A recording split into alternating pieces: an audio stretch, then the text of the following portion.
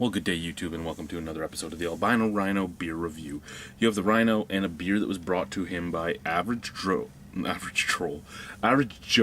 This beer is from Ithaca. It's from their double IPA pack, their double IPA mix pack that they had out. What's the ABV? It's not on the bottle. Joe said all three of them were over 9% alcohol. I'll have to look up the exact ABV before I post the video. But I didn't want to look it up because I had to look it up on the Ithaca website, and it would have tasting notes, and I don't want tasting notes. And spoiler alerts don't work for me. I will read them, even when I don't want to.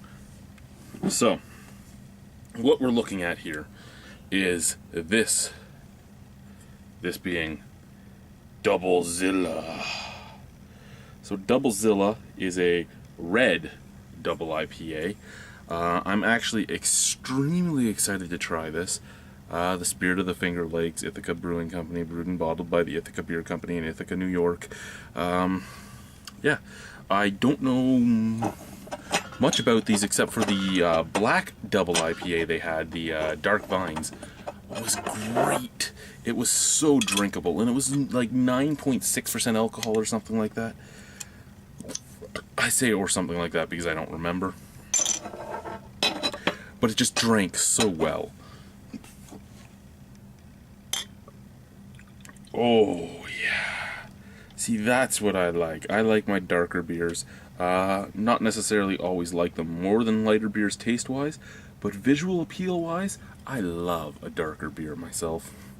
Maybe it's because I have no pigment that I like beers with a lot of color. What do we got here? Yeah, I know. Grammar, speech, got isn't a word. Fuck you. That is nice and hazy. It is cloudy. It is dark. It is a ruby red. I think it shows up on the camera fairly nicely. I think. There you go. A beautiful, beautiful color. A beautiful brownish head, not fully brown, but starting that brown hue. Just looks pretty. It actually looks like a porter. I've never seen a pale ale this dark. Unless it was a black pale ale, that is.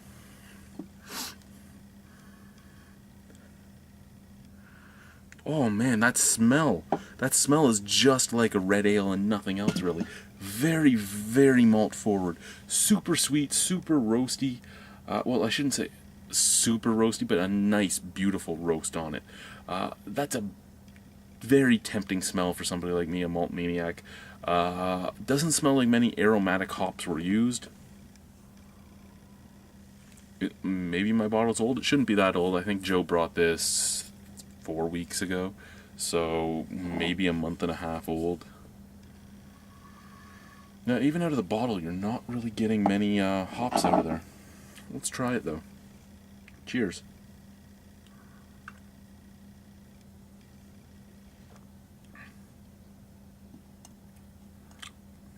Oh, they're there.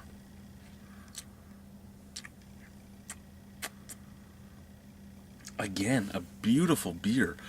Just like the Dark Vines, just so drinkable.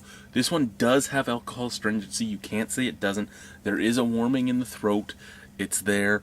It's coming off very, very sweet. It's actually a lot like a Belgian triple or a Belgian IPA even. A high dosed Belgian IPA, bottle re-fermented and everything else. You're getting almost like a candied inverted sugar taste.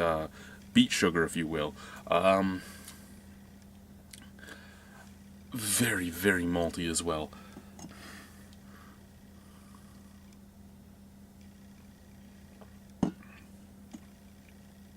The hop bitterness mingles in with the beet sugar taste and hides the alcohol burn. Really, you're feeling the warmth, but there's no taste palate burn because of the way that the bitterness of the hops are hitting your tongue, hitting your palate. Very, very, very enveloping on the tongue. The whole tongue, except for the very front of my tongue, is tingling right now from the hops. Resiny, but not resiny. Resiny as in how should I put this? Resiny in the fact that it's coming off as just bitter, like caffeine pill bitter, and resiny as it feels oily and spread across my tongue in that my whole tongue is taken off by it. Not resiny in that it is offensive or cloying or anything like that, just resiny in its spread and its taste.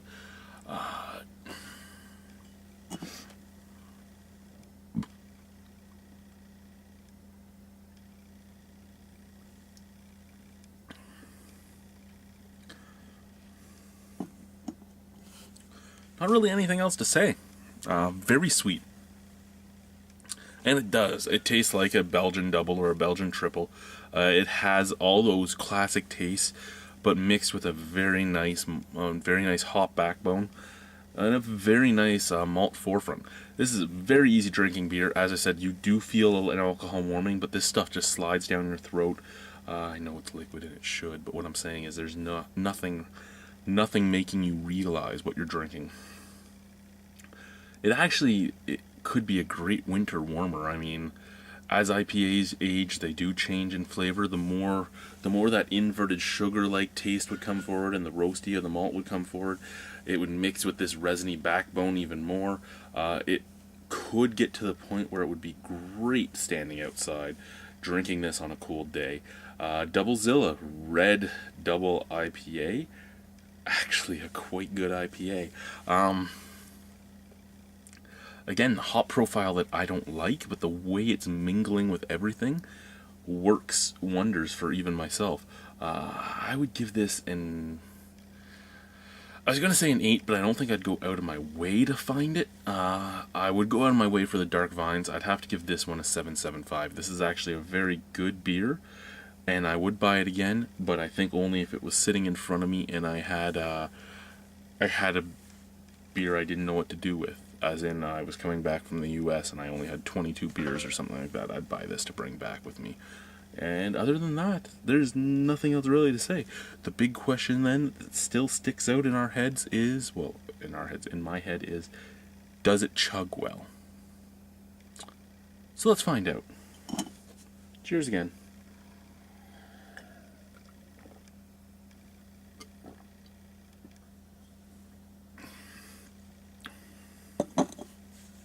And the answer is yes. Alrighty, guys.